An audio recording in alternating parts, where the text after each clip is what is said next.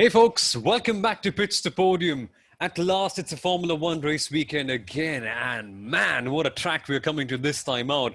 A proper European gem circuit. It's Portimao. The undulations, the amazing corners, the kind of corners that we have at this particular circuit can make anyone go wild. And the onboards, well, they just feel like you're in a part of a roller coaster ride. And it's going to be an amazing weekend on the whole. Formula One returns to Portugal after many, many, many long years.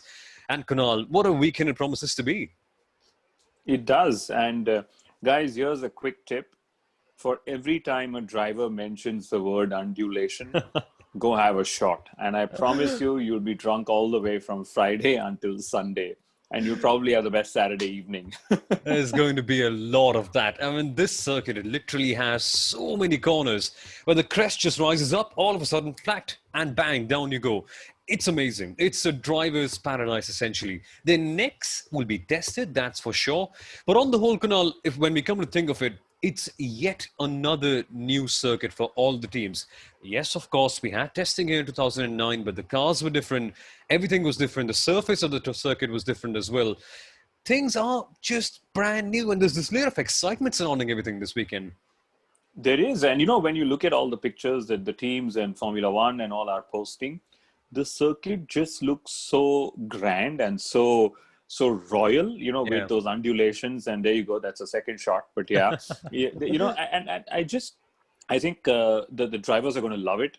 The circuit asks for a lot of discipline when it comes to sort of putting in a good lap. So qualifying is going to be extremely key because, you know, there are downhill braking zones and there are blind corners, and it looks just so beautiful. Like when the drivers, you know, are talking about it, you just feel like, oh my God, what would it actually be to, you know, go end up driving there at some point. So, you know, I've actually added the list, this circuit to the list of circuits I want to go and do a track day at. That's how exciting it sounds. It's phenomenal. And in case you're not very sure of what Portimao is all about, I mean, you've seen a couple of onboards here and there. Chris Harris's Top Gear reviews, all of them on Portimao. You will just get an amazing idea of what the circuit is all about. And now that we've done fanboying enough about this lovely circuit that's come back to the Formula One calendar, not come back actually, that's come in for the very first time. We can actually get down to discussing what the challenges are like. And there's this lovely video that Mercedes-AMG Petronas put out lately, speaking about what the challenges are and how do teams adapt. But on the whole, Kunal, when you come into a circuit like this one, which is, I think, very, very different from any of the circuits that we have on the calendar, how do you go about with things as a team? What are the procedures that you do when you come to a race weekend initially? You know, there's just one key word, which is simulation tools, you know, and we've spoken about this before. The teams would be trying to just make sure that their simulation models that they sort of work on before, you know, reaching the circuit are as close to what the real life models would be that they would put on the racing cars. So Friday practice, which is, you know, happening as we speak, is going to be just about trying to find that correlation and getting that one sweet spot in the setup or the sweet range in the setup, which both your drivers are comfortable with. And of course, they also use this back to, you know, go correlate and see how real life models are working with the simulator models. So that's going to be the one word. And, you know, I wish that this weekend was when they tried the 2-day weekend instead of at Imola. It would actually be a little unfair to the teams to literally throw them to a new circuit and say, that's it, you got 1.5 hours to sort your car out. But, you know, that's probably what Formula One needs. You know, with all the data they'll gather, let's really hope that the race this weekend doesn't end up being a boring one just because the teams have done miles and miles to sort of, you know, get used to the circuit. I mean, there's a term that I read across a couple of months ago which said efficiency is boring. And when you introspect and when you look deep down, it actually makes kind of sense. And the time when we enjoy Formula One races the most is when it's wet. The teams have no idea about the conditions. So Portimao will be somewhat like that. Teams do have a vague idea, but not exactly the real thing, unless, of course, they've gone and done that, which they are doing right now as free practice goes on. But nevertheless, it's a fun circuit. It's very tricky. And the one key word that you mentioned there, Kunal, was setup. Now, what kind of a track is this in terms of setups? There are multiple tight, twisty, serpentine corners in the middle sector. We have spoken about the undulation, shot number 3. But it seems like a very tough place to pass in the middle sector. And that just could mean high downforce corners, which does make it seem like a team like Red Bull could have a slight upper hand on Mercedes. I mean, they'll not be there challenging for victories, but at least they'll be closer in comparison. Yeah, I mean, like you mentioned, the middle sector, you see the last corner, which is a long, sweeping right-hander, as is, turn ones and turn twos. So passing is going to be difficult, which sort of puts a lot more emphasis on qualifying, getting grid position right and so on, because there's one DRS zone. And in the last 1 minute, you and I have literally laid out all the talking points. Yeah. So I'm going to go back to what you asked about Red Bull. Red Bull definitely would want to get as close as they can or closer. Mercedes believe that with the ban on engine modes during qualifying, Red Bull has sort of gotten closer in qualifying. Also, as we know, Mercedes have very confidently said, "Oh, we stopped developing the 2020 racing car a few races ago." So that probably helps if sort of Red Bull gets a little closer to Mercedes for the races to follow. The confidence of these guys, what can I say? Again, if you're listening, if you're watching for the Pits to Podium Grand Prix prediction competition, I know you may be knowing this, but still put your money on Mercedes. You may not succeed the 1 time out of 10, but most of the days you'll get your money's worth that way around. But yeah, it's going to be fun on the whole. It should be interesting to see what Super Max can bring out of his Red Bull racing machine. And also it'll be interesting to see how Alex Albon can fare, because of course, similar machinery. And on the whole, it should be something very fun to watch out for. But the confidence of Max Verstappen, Kunal, it's just not limited to the fact that, hey, I can drag this Red Bull up to very good finishes. He said, you could swap me and Lewis in any single car whatsoever, and I could still go out and beat him. This young kid, and yeah, he's not a young kid to our eyes anymore because he's been racing in Formula One for as long as we can remember now, but he's got some confidence, hasn't he? He does. And, like we just, the previous episode we recorded for the Inside Line F1 podcast, P3 has suddenly become the best of the rest position, whether it's the race, whether it's the Drivers' Championship, or it's the Constructors' Championship. And, each time Max Verstappen is not P3 and say is P2 or something, you suddenly realize how great a season he's having. And that's when you also, realize that if you placed a bet in the preseason that Hamilton, Bottas, and Verstappen would be the podium combination for most races this season, you're probably going to lose a lot of money there, because it's been exciting, especially because of Max Verstappen and what he's sort of able to pull off in the Red Bull racing car, Soumil. It's interesting. Verstappen always bringing the fight to the Mercedes. But let's keep those guys aside, because there is turbulence in the midfield, believe you me. And Haas, the team which a couple of years ago seemed like they would be going on to do much better things and have sadly slipped off, have now decided to replace both of their drivers, which means that Romain Grosjean and Kevin Magnussen essentially have seen the end of their Formula One journey. It seems unlikely that they'll be coming back, with any team wanting to put them back in their seats. But this just means that Haas now has a clean slate. They've pinned the blame on financial issues and COVID-19 as the reason why they had to sack Grosjean and Magnussen. Yeah, big financial issues to sack both of them. But they are seemingly going for Nikita Mazepin, and this just seems ever so realistic because of the new rule that has been introduced by the FIA about the super license points, that to get one, you can now also get one with 3/4 of the original points required, which just literally puts the ball into Nikita Mazepin's lap. Who do you think gets there? Is it going to be Aylot, Mazepin, Hülkenberg, Perez? Who are the 2 drivers that Gunther Steiner are going to choose? He's going to choose, I beg your pardon. Soumil, I think Haas has realized that their strategy of going with experienced drivers and trying to gain, positions on track has probably not worked for them, because, in their 5 years in the sport, just 3 drivers have sort of driven for them. So continuity has not helped them, as much as they would have liked.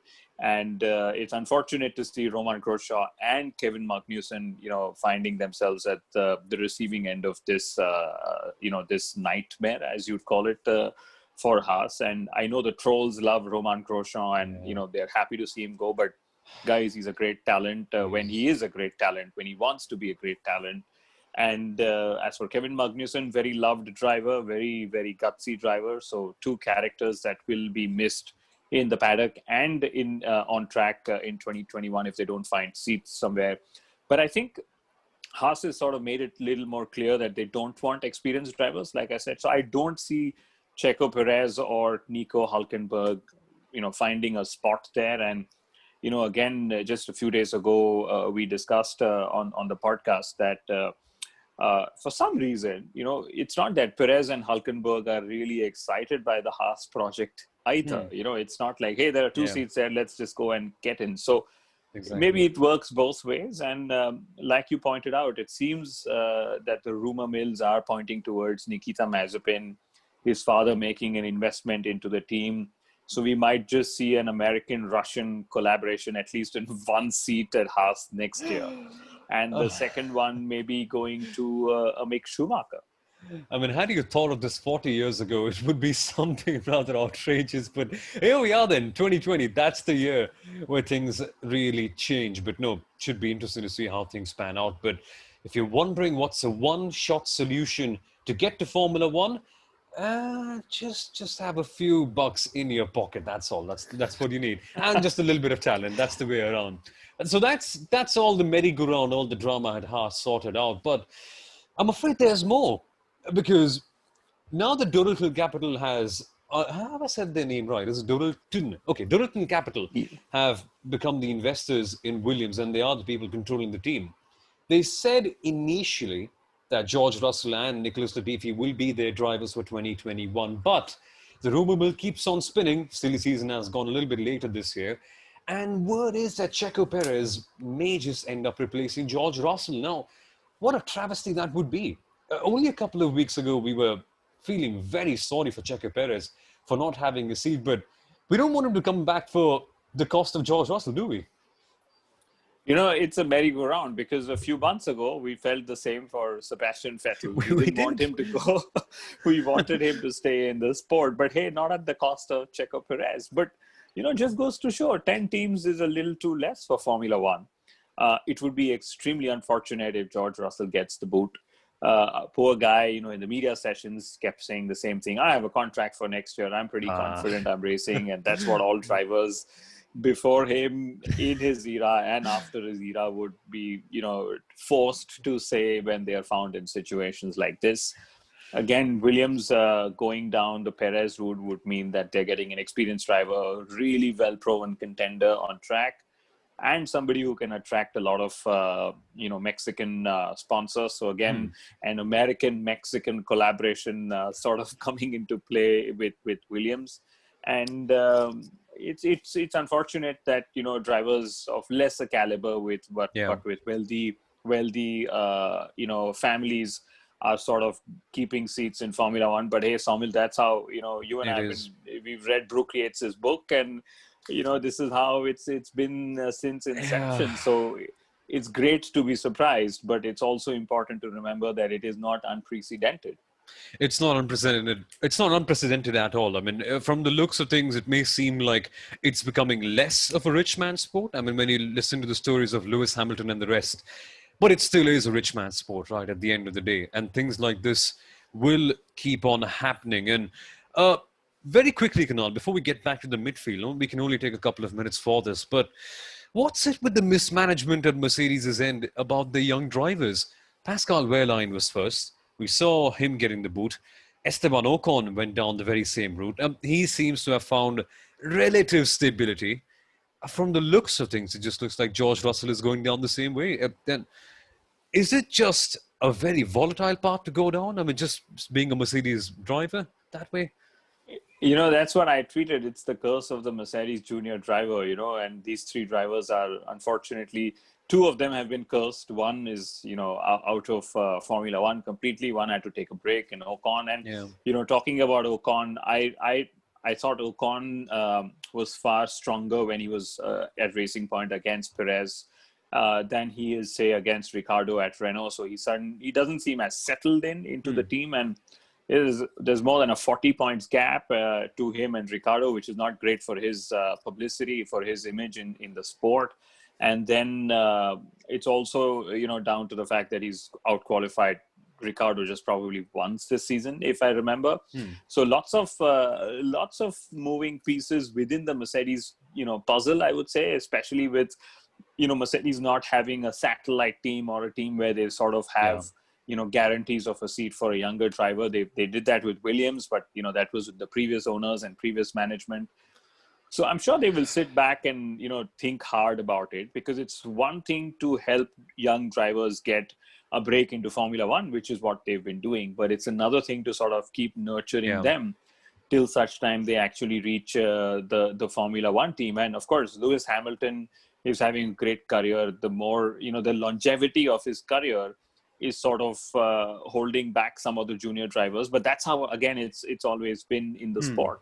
Absolutely. It's a cycle that keeps on running all the time. So lots of, I wouldn't say mismanagement as such, because again, the whole model of B teams with Mercedes has been fading away just a little bit. But it's definitely something that really makes you feel very sad to see all these drivers not settling into Formula One as they would. Right. That incident's done. Let's get back to the current grid. Let's see what we have in hand. And the midfield looks something rather fun, doesn't it? We spoke about the track being somewhat high downforce, and from the looks of things, you could expect McLaren and Racing Point to have the upper hand, but as we've seen time and again, Kunal, never count Renault out. Never count Renault out, and suddenly it seems like Renault is the fastest of the midfield. Followed by maybe Racing Point and McLaren, and literally every weekend or every race weekend, we see the one team sort of pull out a very minor 10th advantage and take the best of the rest position. So these three teams are locked in. I of course, two very crucial points. First is going to be Lance Stroll's fitness and his health. Given that, he was COVID positive and now he's tested COVID negative.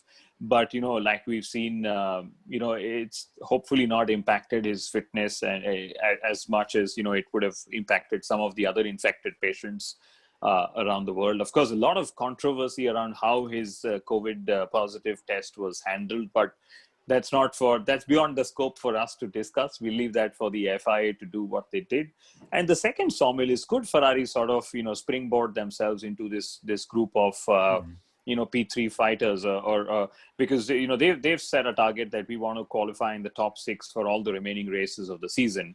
And Ferrari they're bringing an upgrade to their diffuser to Portimao, and this is sort of completes one of their major overall upgrade program for 2020. So let's see what Charles Leclerc is able to do and extract more performance from the upgrades that Ferrari are bringing for him. So it could well be a battle for 4 teams. I'm not sure how to digest this, because Ferrari normally, when they say something, you normally feel a sense of confidence. Yeah, Ferrari, if they've given their word, they'll do something rather special. But 2020 has been that sort of a year that you actually look at a statement like this and feel like, what are they going to do now? But again, let's hope for the best. We always want teams to compete for really top positions, and just seeing the charm and mystique of Ferrari fade away so quickly is something very sad, but I'm sure they'll come fighting back. And hopefully Portimao is the place where they resurrect themselves. But just before we go, Kunal, any last talking points, anything that you expect in particular? And if you had to pick one particular driver to shine, who would it be? And of course, tips for the prediction competition that we're going to have running. So, one key talking point would be the Pirelli tires. Pirelli's, of course, they're getting the hardest compounds that they have. And in fact, teams are getting one extra set of hards and they've got one less set of soft. So that's the standard allocation, because they believe that this is going to be a high degradation circuit, especially for the rear tires. And some of the drivers actually say that it could very well seem likely that there may be a 2-stopper strategy. So, if that adds to the entertainment value on Sunday, why not? We love to see teams fighting, especially in the pit stops as well. And in FP2, Pirelli are also going to use the first 30 minutes to test the prototype tires for next season. So that's going to be another interesting element to the weekend. But coming to the driver that I would really, look out for, the one driver, I think it's going to be Lewis Hamilton. Yeah. We're going to a driver's circuit. We're going to a circuit where we know Mercedes is anyway going to have the upper hand. And I think, now that he's reached 91 wins, he's looking forward to sort of extend his record. I'm sure it's one of those numbers which you don't chase, but it's at the back of your mind, given the magnanimity of the record. And so I think he's going to be the driver to watch out for, because like Nityanand wrote on the Pits To Podium website, it's his 92nd win, which we all know, but it could also be Lewis's win at a 28th circuit in his career.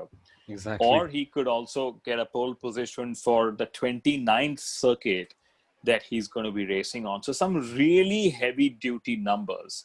And as much as I would love to see Valtteri Bottas fight back and so on, it just seems, that Lewis is able to pull that half a tenth when he really needs it and take the title hopes away every single weekend. It's amazing, isn't it, that whenever we consider Lewis Hamilton to be not really a major factor, or when we come to a new circuit, we always feel, hey, Valtteri Bottas is just going to get something special off the bag. And he's a driver who can adapt to new circuits very quickly. We've seen him be very good in qualifying. Straight away, Lewis Hamilton asserts his dominance from the get-go. And that's just what a champion is all about. And that's what Lewis Hamilton has been doing consistently. So, again, if you're playing the prediction competition, you know where to put your monies at. Absolutely, Soumil. It's going to be Lewis Hamilton for me. And then I think the podium trio that, Hamilton, Bottas, Verstappen, it's probably what it's going to be, unless somebody has, bad luck in the races. But guys, watch out. Like we said, undulation is going to be the word you could, play a drinking game with your buddies on. And the other comparison that we might keep hearing as well is how Portimao is a lovely mix of Interlagos, Spa, and Barcelona, right? So it's going to be fun to watch these cars go around and then hear the drivers, keep praising the circuit time and again. And so all we can hope is that the local authorities and the local promoter in Portugal is able to come to an agreement with Formula One to keep hosting a race here, even when the regular season calendar resumes. Indeed. And don't mention Catalonia around here. People on the internet don't seem to like that place a lot. But nevertheless, thank you so much for watching, folks. Should be a fun weekend at Portimao in Portugal. Amazing circuit, as we've always mentioned, and quite a few factors to watch out for. So we shall see you on Sunday. Once again, don't forget to play the Pits To Podium Grand Prix prediction competition. And if you like this one, please feel free to leave a like, to subscribe, to share, all the other stuff. And we shall see you back in a couple of days. Thank you so much, folks. Bye-bye and good night. Thanks, guys. And thank you, Soumil. We'll see you at another episode. Absolutely.